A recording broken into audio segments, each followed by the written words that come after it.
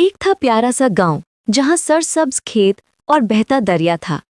इस गांव में एक बहुत खुशहाल खानदान रहता था। दादा जान, दादी जान, अब्बा जान, अम्मी जान और उनके दो नन्हे मुन्ने बच्चे आयशा और अली। अली जरा शरारती था, जिसे सब प्यार से नन्हे मियाँ कहते थे। एक गर्मी की दोपहर थी जब बिजली चली गई थी। दादी जान पंखा झल रही थी और दादा जान अखबार पढ़ रहे थे।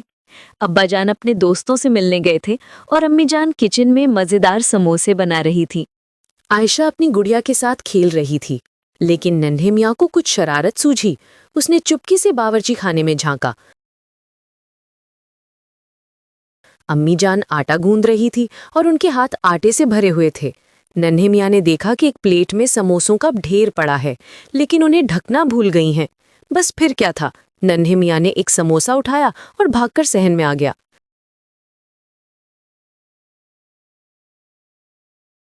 वो मजे से समोसा खा रहा था कि अम्मी जान की आवाज आई, अली बेटा, तुमने किचन से समोसा लिया है? नन्हे मियाँ घबरा गया और समोसा मुंह में छुपा लिया। अम्मी जान सहन में आई और देखा कि नन्हे मियाँ का मुंह समोसे से भरा है। अच्छा, तो ये बात है, अम्मी जान ने मुस्कुराते हुए कहा। तुम्हें भूख लगी थी तो मुझसे कह देते, मैं तुम्हें खुद दे देती। नन्हे मियाँ शर्मिंदा होकर सर झुका लिया। कोई बात नहीं बेटा, अम्मी जान ने प्यार से उसके सर पर हाथ फेरा। लेकिन देखो, बगैर पूछे कोई चीज नहीं लेते, ये अच्छी बात नहीं होती। अम्मी जान ने उसे प्यार से गले लगा लिया। आप चलो, मैं तुम्हें एक और समोसा देती हूँ और फिर हम सब मिलकर मजेदार चाय पियेंगे। नन्हे मियाँ खुशी से उछल पड़ा। इस दिन नन्हे मियाँ ने एक बहुत अहम सबक सीखा।